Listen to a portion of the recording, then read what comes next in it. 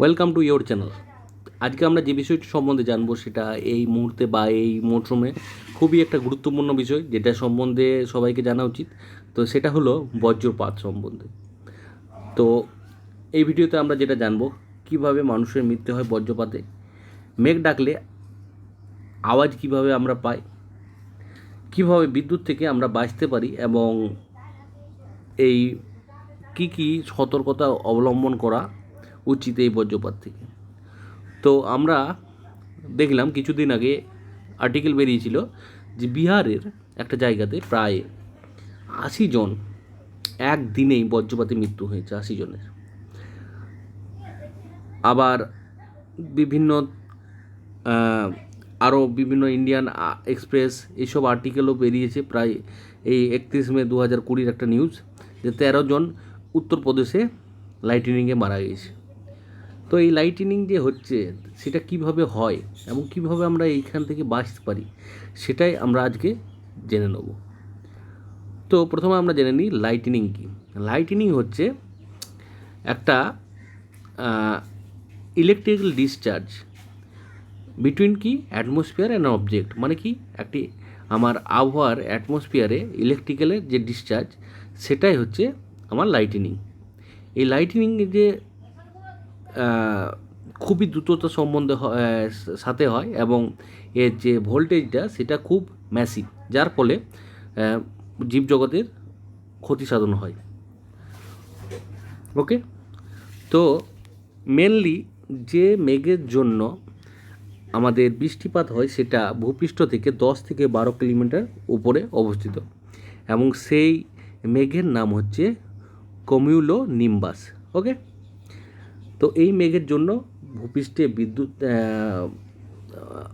বাজ পড়ে বা বজ্রপাত হয়, এবং এই মেঘের জন্যই আমাদের ভূপৃষ্ঠে বৃষ্টিপাত হয়। তো আমরা একটা মোটামুটি ফিগার দেখে নিই যে ভারতবর্ষে একটা নির্দিষ্ট বছরে কত সংখ্যক লোক মারা যায় এই বিদ্যুৎ বা বজ্রপাতের ফলে। তো একটা সার্ভে করে দেখা গিয়েছে মোটামুটি 2 থেকে 2,500 প্রতি বছর ভারতবর্ষে এই বজ্রপাতের ফলে মৃত্যু হয়, এবং দেখা গেছে 2018 সালে প্রায় 3,000 লোক এই বজ্রপাতের ফলে মৃত্যুবরণ করেছে। তো আমরা জানি যে বর্ষাকালে এই মৌসুমি বায়ুর সিজনে আমাদের মাঠে ঘাটে চাষি ভাইরা চাষ করে, এবং সেই টাইমে হঠাৎ করে বৃষ্টি হয়। এই বৃষ্টিপাতের সময় তারা জানি যে মাঠের কিন্তু মানে ফাঁকা জায়গায় মাঠ ঘাট হয়, যার ফলে কী হয়, তারা কিন্তু নির্দিষ্ট জায়গায় শেল্টার নিতে পারে না। তাদের গাছের তলায় শেল্টার নেই, কিন্তু এই গাছের তলায় শেল্টার নেওয়াটাই হচ্ছে তাদের কাল। তাই সবাইকে সতর্ক থাকতে হবে, এবং কিভাবে আমরা এই বিদ্যুৎ থেকে বাঁচতে পারি সেটা আমি একটু পরে বলছি। তাই শেষ পর্যন্ত ভিডিওটা দেখতে থাকো। তার আগে আমি বলবো যে কিভাবে এই বজ্রবিদ্যুৎ বা বৃষ্টি হয়। তো গরমের ফলে জল বাষ্প হয়ে উপরে উঠে যায়, এবং উপরে উঠতে উঠতে প্রত্যেক 165 মিটার উচ্চতায় উঠতে উঠতে আমার যে বাষ্পটা উঠছে তার 1 ডিগ্রি করে টেম্পারেচার কমতে থাকে। ওকে, তো এই 1 ডিগ্রি টেম্পারেচার কমতে কমতে ফাইনালি একটা নির্দিষ্ট স্তরে যখন যায়, তখন কি হয়, সেটা বরফের টুকরোতে পরিণত হয় এবং মেঘ আকারেও থাকে। এই অনেক সময় আমরা দেখেছি যে ভূপৃষ্ঠে বরফের টুকরো পড়ছে, এই বরফের টুকরোগুলোই হলো ওই যে আমার টেম্পারেচারে 0 ডিগ্রি টেম্পারেচার রাইজ করে গেছে, এবং বরফটা ভূপৃষ্ঠে পতিত হচ্ছে। তো এই যে টেম্পারেচার কমতে কমতে ফাইনালি যখন একটা নির্দিষ্ট স্তরে পৌঁছলো এবং মেঘের আকার ধারণ করলো, তখন কি হয় যে আমরা দেখেছি যে এইখানে আকাশে বায়ুপ্রবাহ হচ্ছে। এই বায়ুপ্রবাহের ফলে কি হয়, বায়ুপ্রবাহের ফলে দুদিক থেকে আসা মেঘ একে অপরের সঙ্গে ধাক্কা লাগে। এই ধাক্কা লাগার ফলে একটা আমরা জানি যে ঘর্ষণের ফলে কি হয়, স্ট্যাটিক কারেন্ট সৃষ্টি হয়। আর এই স্ট্যাটিক কারেন্টের আমরা জানি দু রকমের পোলারিটি থাকে, একটা হচ্ছে পজিটিভ, একটা হচ্ছে নেগেটিভ। ওকে, তো পজিটিভ কোণা এই ধাক্কা লাগার পরে যেটা সৃষ্টি হয়, পজিটিভ কোণার টেন্ডেন্সি থাকে উপরের দিকে ফ্লো হতে, এবং নেগেটিভ কোণার টেন্ডেন্সি থাকে নিচের দিকে ফ্লো হতে। ওকে, তো এই যে নিচের দিকে ফ্লো হয়, তো আমরা জানি নেগেটিভ কোণা পজিটিভকে অ্যাট্রাক্ট করে, এই নেগেটিভ চার্জ পজিটিভকে খুঁজতে থাকে, এবং যেখানে পজিটিভ চার্জের পরিমাণ বেশি হয় সেইখানের দিকে আকর্ষিত হয়। এবার যখন বৃষ্টি হয় তখন কি হয়, ঝড়ও হয়। বৃষ্টির যখন হয় তখন আমরা দেখেছি ঝড়ও হতে থাকে, যার ফলে কী হয়, ঘাস গাছের ডাল এদের মধ্যেও কিন্তু ঘর্ষণ সৃষ্টি হয়।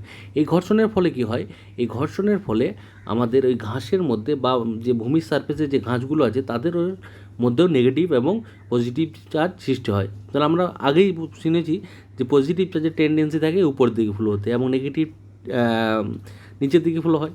এবং যে আমার ঘাস বা এই যে ভূপৃষ্ঠের সারফেসে যে নেগেটিভ চার্জ সৃষ্টি হচ্ছে সেটা ভূপৃষ্ঠ নিচের দিকে অ্যাট্রাক্ট করছে। আমরা জানি যে ভূপৃষ্ঠ হচ্ছে জিরো পোটেনশিয়াল। তো তাহলে কি হয়, ঘাসের উপরের দিকটাতে স্তরটাতে আমরা পাচ্ছি হিউজ পরিমাণে পজিটিভ চার্জ, যার ফলে কী হয়, ওই যে আকাশ থেকে যে বিদ্যুতের নেগেটিভ চার্জ ছিল সেটা কিন্তু তার টেন্ডেন্সি থাকে ভূপৃষ্ঠের দিকে পতিত হতে, এবং ভূপৃষ্ঠে যখন পতিত হয় তাকে আমরা সাধারণত বাজ পড়া বা বজ্রপাত বলে থাকি। ওকে, নেক্সট আমরা জানবো, এই যে দেখতে পাচ্ছি ছবিটার মধ্যে একটা গাছে বাজ পড়ছে। তো এই বাজ সম্বন্ধে আমরা জেনে নেব যে বাজের বা বজ্রপাতের ভোল্টেজ কত হয়। তো ভোল্টেজের এই বজ্রপাতের ভোল্টেজ হয় মোটামুটি 10 কোটি ভোল্ট। ওকে, বা 100 এমভি। এবং আমরা জানি আমাদের বাড়িতে ভোল্টেজ আসে 240 ভোল্ট, যার সাহায্যে আমরা খুব সহজেই ফ্যান, লাইট, এসি, ফ্রিজ এগুলো চালিয়ে নিই। তাহলে বুঝতে পারছো যে একটা কী হিউজ পরিমাণের ভোল্টেজের ভ্যালু, যেটা যদি কোনো মানুষের শরীরে পড়ে তাহলে কী পরিণতি হতে পারে আমরা সহজেই ধারণা করতে পারছি। আবার এই যে বজ্রপাতের একটা আমরা জানি যে ভোল্টেজ থাকলে কারেন্ট থাকবে, কারেন্টের ভ্যালু সেটা হচ্ছে 10,000 অ্যাম্পিয়ার। ওকে, আমাদের বাড়িতে মোটামুটি যে অ্যাম্পিয়ারটা আসে সেটা হচ্ছে 5 থেকে 15 অ্যাম্পিয়ার। ওকে, এবং এই যে বিদ্যুৎ পড়ার ফলে যে হিট জেনারেট হচ্ছে সেটাও হিউজ পরিমাণের হিট জেনারেট হয়, সেটা হচ্ছে 27,000 ডিগ্রি সি থেকে 30,000 ডিগ্রি সি পর্যন্ত। এই বজ্রপাতের স্থায়িত্ব খুবই কম, 0.0005 সেকেন্ড। এই স্থায়িত্ব কম হওয়ার ফলেই মানব জগতের বা জীব জগতের ক্ষতিটা অনেক কম সাধন হয়। ওকে, এবার আমরা জেনে নেব আওয়াজ কিভাবে সৃষ্টি হয়।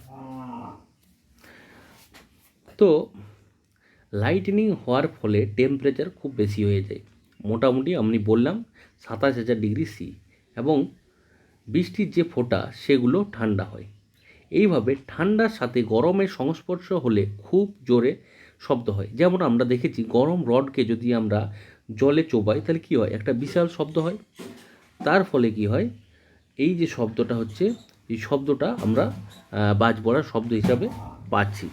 ওকে, তাছাড়াও আমরা জানি যে যেমন আমাদের পটকা বা বাজি ফোটায় যখন, তখন কি হয়, যখন ওই আগুনটা বাতাসে ফুটছে তখন কি হয়, তখন ওই বাতাসগুলোকে সজোরে এক্সপেন্ড করা হয়, এবং বাতাসকে সজোরে এক্সপেন্ড করলেও একটা হিউজ শব্দ হয়। তো এটাই হচ্ছে মেনলি লাইটনিংয়ের ফলে শব্দ হওয়ার কারণ। তো এই বিদ্যুৎ থেকে বাঁচার জন্য আমরা নাম শুনেছি বেঞ্জামিন ফ্র্যাঙ্কলিন একটা লাইটনিং রড তৈরি করেন, যে লাইটনিং রডকে আমরা লাইটনিং অ্যারেস্টার বলি, যেটা সাধারণত কপারের তৈরি হয় এবং যেটা ঘরে লাগানো হয়।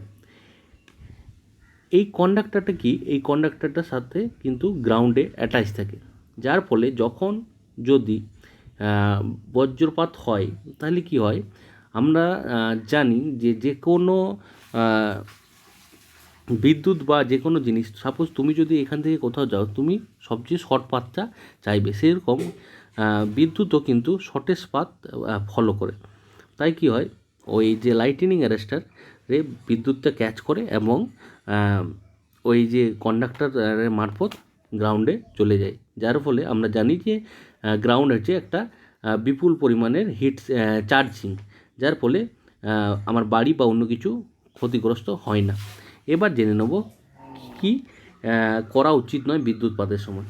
তো বিদ্যুৎ যখনই বাজ পড়ে তখন সব সময় পজিটিভ চার্জকে খোঁজার চেষ্টা করে, যেটা বললাম যে শর্ট পাথকে খোঁজার চেষ্টা করে। তো শর্ট পাথ কি, আমাদের যখন কোনো গাছের তলায় থাকি তখন গাছটা কি একটা আমাদের তুলনায় কিন্তু হাইটটা বেশি, তাহলে হাইট বেশি যেহেতু এবং গাছ ভিজে যায়, তাহলে গাছ একটা কন্ডাক্টরের মতো কাজ করে এবং টেন্ডেন্সি কী বেশি হয়, ওই গাছই বাজ পড়ার টেন্ডেন্সি। তাই আমাদের কি উচিত নয়, গাছ যখন বৃষ্টি হবে তখন গাছের তলায় আশ্রয় নেওয়া উচিত নয়। আশ্রয় নেবো আমরা একটা কোথাও শক্ত কংক্রিটের যে কোনো জায়গাতে আমরা আশ্রয় নেব। ওকে, তাছাড়া মোবাইলে ব্যবহার করা বন্ধ করতে হবে যখন বাজ পড়বে, কারণ মোবাইল ফোন টাওয়ারের সাথে কানেক্ট থাকে, যার ফলে বাজ পড়ার প্রবাবিলিটি বেড়ে যায়। তারপর কি, খালি ময়দানে যদি হঠাৎ করে আমরা আটকে পড়ি, তখন আমরা যেন খালি ময়দানে দৌড়াদৌড়ি না করি। দৌড়াদৌড়ি করলে কি হয়, ঘর্ষণের ফলেও একটা স্ট্যাটিক চার্জের সৃষ্টি হয়। যদি আমরা খালি ময়দানে আটকে যাই তখন কি করব, আমরা এই যে ছবির মধ্যে দেখতে পাচ্ছি, আমরা এইভাবে বসে পড়ব এবং আমরা একে অপরের থেকে মোটামুটি 100 ফিট দূরে থাকার চেষ্টা করব, যাতে আমার বজ্রপাত থেকে এইভাবে আমরা রিলিফ পেতে পারি, একটু মানে না পড়ার চান্স একটু বেশি।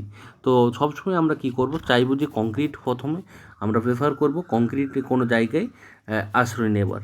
কিন্তু বাই চান্স যদি আমরা এরকম খালি মাঠে ফেঁসে যাই, তখন আমরা এইভাবে কিন্তু যেন বসে পড়ি। ওকে, তাছাড়া জানলার ধারে লোহার রেলিংয়ে যেন না দাঁড়াই। লোহার রেলিং একটা কন্ডাক্টর, এবং তো আমি যদি ওটা ধরে দাঁড়িয়ে থাকি তাহলে কি হবে, আমার শরীরে অ্যাট্রাক্ট হবে এবং বাজ পড়ার সম্ভাবনা অনেক বেশি। তাছাড়া কি, ছাতা ব্যবহার করা উচিত নয় বজ্রপাতের সময়, কারণ ছাতার হাতল কিন্তু আমার ধাতুর তৈরি এবং সেটাও কিন্তু আমার বজ্রপাতকে অ্যাট্রাক্ট করে। ওকে, আমরা দেখেছি বিভিন্ন ইলেকট্রিক্যাল টাওয়ার যেগুলো থাকে, সেই টাওয়ারেও কিন্তু সামনে দাঁড়ানো ঠিক নয়, কারণ টাওয়ার কি হয়, টাওয়ার নিজেকে বাজ পড়ার থেকে বাঁচায়, কিন্তু সে তার সারাউন্ডিং এলাকাতে কি করে, বজ্রপাত থেকে বিচ্ছুরণ করে দেবে। এর ফলে কি হয়, মানুষের ক্ষতি হয়। আমরা জানি বেশিরভাগ বিদ্যুৎ কিন্তু ডাইরেক্ট মানুষের উপর পড়ে না, এটা স্টেপ পোটেন্সিয়াল পদ্ধতিতে হয়। স্টেপ পোটেন্সিয়াল মানে কি, স্টেপ পোটেন্সিয়াল মানে হচ্ছে সাপোজ কোনো যদি একটা গাছের উপর বাজ পড়লো, তাহলে কি হয়, ওই গাছের সার্কেল বরাবর একটা নির্দিষ্ট জায়গা পর্যন্ত ওই বাজের কিন্তু প্রভাব থাকে।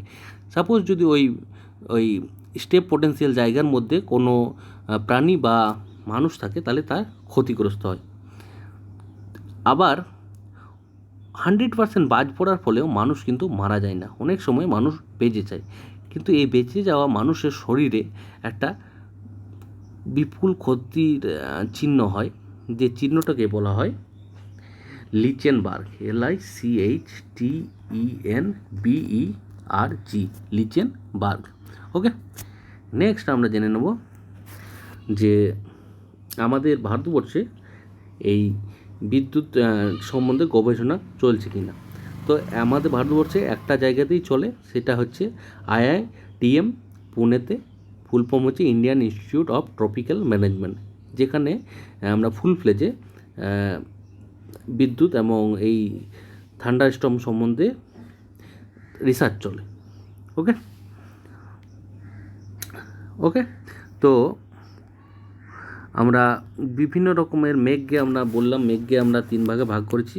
একটা হচ্ছে ইন্টার ক্লাউড, একটা হচ্ছে ক্লাউড টু ক্লাউড, একটা হচ্ছে ক্লাউড টু গ্রাউন্ড। অনেক সময় আমরা দেখেছি যে বিদ্যুৎ চমকানোর সময় সেটা শুধুমাত্র কিন্তু মেঘেই চমকায়, সেটার কিন্তু আওয়াজও পাই না, কিন্তু জাস্ট দেখি যে মেঘগুলো আলো হচ্ছে, সেটার নাম হচ্ছে ইন্টার ক্লাউড। আবার যখন দুটো মেঘের সংস্পর্শে যখন ধাক্কা যখন হচ্ছে, তখন একটা মেঘ থেকে আর একটা মেঘে বিদ্যুৎ ফ্লো হচ্ছে, কিন্তু সেই বিদ্যুৎটা কিন্তু আমাদের ভূপৃষ্ঠে পতিত হচ্ছে না। সেই যে বিদ্যুৎ, তাকে বলা হয় ক্লাউড টু ক্লাউড বিদ্যুৎ। আর ক্লাউড টু গ্রাউন্ড কাকে বলা হয়? যখন এই বিদ্যুৎ যে বিদ্যুৎটা তৈরি হচ্ছে, সেটা যখন আকাশ থেকে ডাইরেক্ট আমার ভূপৃষ্ঠে পতিত হবে, সেটাই হচ্ছে ক্লাউড টু গ্রাউন্ড বিদ্যুৎ। ওকে, তো আমরা কিভাবে বললাম যে আমরা এখান থেকে বাঁচতে পারি, নাম বললাম কি, লাইটনিং অ্যারেস্টার। তাছাড়া বৈজ্ঞানিকরা একটা লাইট ডিটেক্টিভ সেন্সর মেশিন তৈরি করেছে, যেটা সাধারণত 200 কিমি পর্যন্ত আগে থেকে প্রিডিকশন, 200 কিমি এলাকার প্রিডিকশন করা যায়, মোটামুটি আধ ঘন্টা আগে প্রিডিকশন করা যায় যে এই জায়গায় বজ্রপাতের সম্ভাবনা অনেক বেশি। কিন্তু আমার হোল ভারতবর্ষে কিন্তু এই ধরনের মেশিন বর্তমানে এখনও খুব একটা বেশি লাগানো হয়নি, যার ফলে আমরা এখনও পর্যন্ত বিদ্যুৎকে সেভাবে প্রিডিকশন করতে পারি না। তো বা এত শর্ট টাইমের মধ্যে প্রিডিকশন করে আমরা মানব জীবনকে বাঁচাতে পারবো না এই বিদ্যুৎ থেকে, এ নিয়ে রিসার্চ চলছে এখনও পর্যন্ত। তো কিছু কিছু রাজ্য এই বিদ্যুতের যেটা বললাম আগে থেকে ডিটেকশন করার জন্য অ্যাপ তৈরি করেছে। তো বিহার গভর্নমেন্ট যে অ্যাপটা তৈরি করেছে তার নাম হচ্ছে দামিনী, যেটা মোটামুটি 30 থেকে 40 মিনিট আগে বলে দেয় যে বজ্রবিদ্যুতের সম্ভাবনা বেশি আছে কোন এলাকাতে। ওকে, এই যে এইভাবে আমরা বলতে পারি, এই যে ফিগারের মধ্যে আমরা দেখতে পাচ্ছি একটা ম্যাপিংয়ের সাহায্যে, যেটা বলে দেবে মোটামুটি 20 থেকে 30 মিনিট আগে যে এই এলাকাতে বিদ্যুতের সম্ভাবনা খুব বেশি। ওকে, তো আজকে এই পর্যন্ত। আরও যদি কোনো কোশ্চেন থাকে তোমরা কমেন্ট সেকশনে কোশ্চেন করবে বিদ্যুতের সম্বন্ধে। ওকে, থ্যাংক ইউ, কিপ ওয়াচিং।